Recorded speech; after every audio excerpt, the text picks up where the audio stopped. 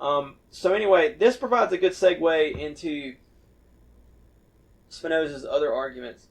So Spinoza also made the demonic argument. He said, like, okay, even if a miracle did occur, how do we know it was from God? Okay? And this is a part that the Christians back in the day made, was essentially God tips us off with the context. So in the case of, like, say, Jesus making these radical self-claims to, like, literally be someone whose God has given the pre-existent being that, like, God gave all authority to rule the universe forever. It's what Jesus claims about himself. One of the things he claims about himself. Like, if that person is raised from the dead by a demon, then, and God's like, what were you doing, believing in Jesus? He's not true. Well, God, it's your fault at that point. You made it, you should have done something at that point, Raising him from the dead was too powerful of a deception, In addition to that, I mean, like, there's other questions, and this was the Jewish question. Since there's things we can know about God even from natural theology, like, so say in Buddhism, if they say Buddha performed a miracle or some miracle occurs in Buddhism, since we can know and demonstrate that Buddhism is an incorrect religion based on philosophical arguments or natural theology, then any miracle they perform would automatically be demonic. But in the case of Jesus, since his teaching is correct, then, we have, as Paul put it, we have an excuse for believing in Jesus. And we have a good argument against God, okay, at that point. So a good God would not do that. So this is an important point, and so we'll move to the last argument that we're going to address, which is the God of the Gaps argument, which Spinoza didn't call it that, but that's what we call it in our day. And essentially, what Spinoza said and what people still say today is like, okay, so let's say something happens that we have no scientific explanation for, and you want to say God performed a miracle and God did it. But what if there is what if our understanding of the natural laws or the laws of science and how the physical world works is simply incomplete? And there's more, and maybe we should sit back and say, hey, let's review and alter our concept of the physical world. This has now become evidence that there's a new, we need to alter our view of science. Like for example, under Newtonian physics, if I'm moving towards you and you're moving towards me, then relative to me, you're like, if I'm moving towards you at 5 miles an hour and you're moving towards me at 5 miles an hour, then, like, you will look to me like you're coming to me at 10 miles an hour because our speeds will add up. Whereas if I'm sitting still and you're moving at me at 5 miles an hour, from my perspective, you'll be moving at me at 5 miles an hour. But then the Michelson-Morley experiment happened in the late 1800s, and what they did is they measured the speed of light as it comes to us from the sun, and they measured it when the Earth is rotating towards the sun and when it's rotating away. And it turned out the speed of light was constant. And so this became an anomaly, or like a problem for Newtonian physics. And this eventually, through a series of things, gave rise to Einstein's idea of physics, his laws of general relativity. So that's the point that Spinoza was making back in the 1600s. Apparently he died in 1677. Is that we should just revise our understanding of the laws of nature. How do we know that it's really naturally impossible? What if there's something more to how the natural world works? Now, the problem with this is, like, this just rules out the possibility of miracles, because what you're doing is you're defining a natural law as just a general description of how the world works, or what you observe in the world. Well, if you define the laws of nature as just a description of how we observe the world working, and if someone observes a miracle, then you just defined it as not a miracle. You just defined it that way. So again, this is circular reasoning, or begging the question. Like you just defined it as not a miracle, and really this is a naturalistic version of the demonic argument, because the response to the demonic argument, instead of saying that a demon is the explanation, they say an unknown natural cause. So think about it this way: the response is the same. Let's say that a blind man suddenly receives sight when Jesus pronounces it, because he says, "Your faith has healed you." Okay? And let's think about our probability calculation. In that context and in that situation, what is the most likely thing? That if Jesus describes it as a miracle, and you're in that context, and then the event occurs, you observe it occurring, what's more likely? That it was a miracle, or that there was some unknown natural force at work? Well, it's actually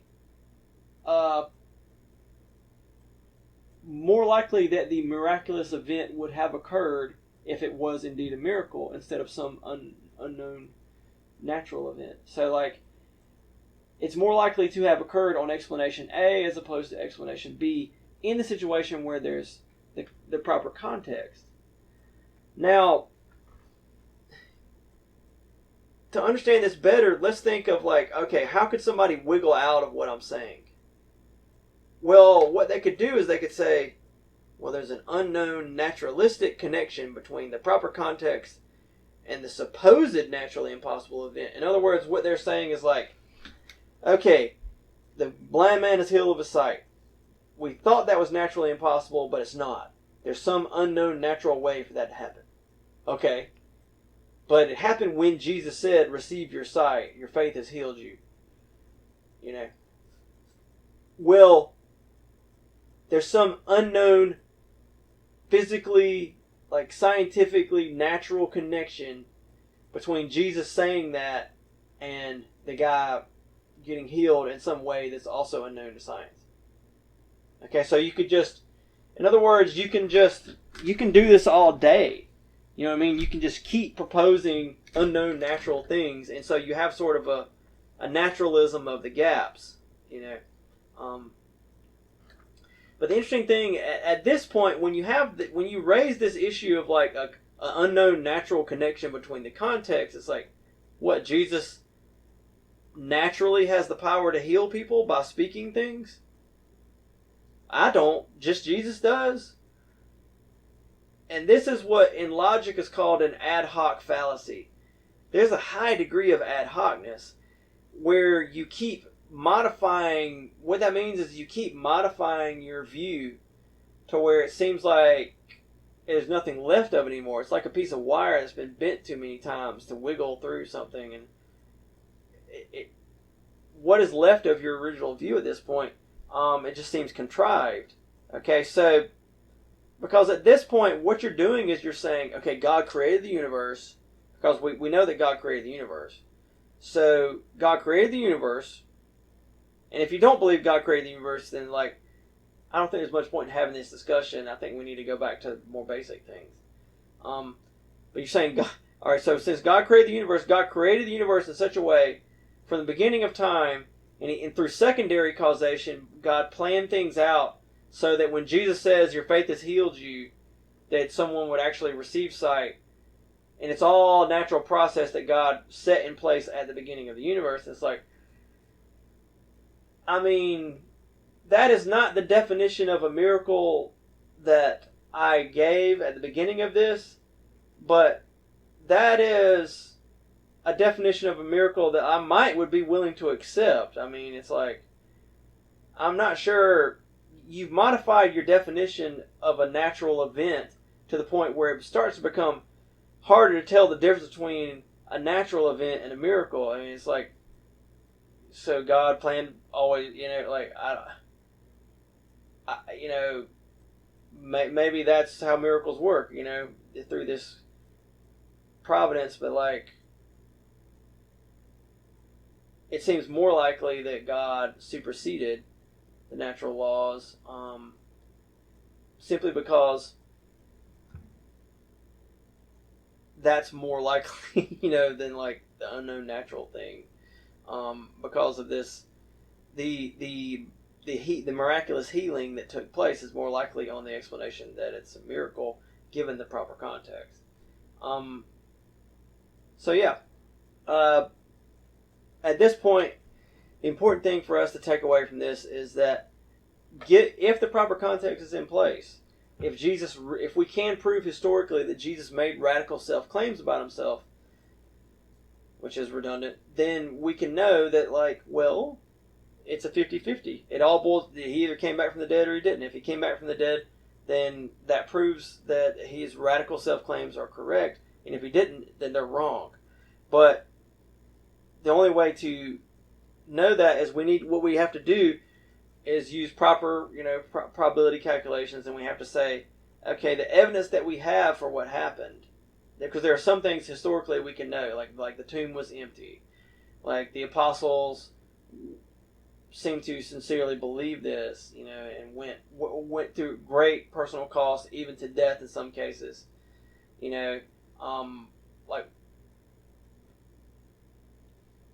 what are the probability that the evidence that we have historically would be what it is if the resurrection didn't happen, versus what are the odds that the evidence would be what it is if the resurrection did happen? And the probability is much better on the resurrection did happen, especially given that these other explanations are just very unlikely. It would be like the one time in human history that like this happened. Now sometimes people make the mistake of thinking that, like, well, God generally doesn't do miracles, so we can make a judgment based on God's character that miracles are rare. And that's a flawed reasoning, because God could, like, plan always to do something one time, and there would be no, like, God doesn't get in habits, like, and get caught into, like, bad habits or good habits or anything like that. God can be pure will and just plan to do something one time in human history, or plan to do it, like, all the time, and he would follow his plan perfectly. So it's not a problem for God. Another way to think about this issue I've raised about context is, in a context where the miracle makes sense, then it doesn't create this existential problem. An example of that would be human free will, where our souls constantly cause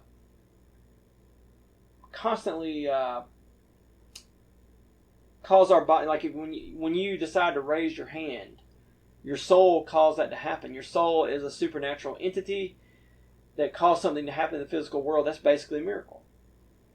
But it's so commonplace and so ordinary, and really that we expect it, that, like, it doesn't create this existential problem. It's not like you decide to raise your hand and it turned into a fish or anything. So anyway, I think we've said everything we need to say at this point, so all we need to do is just digest it.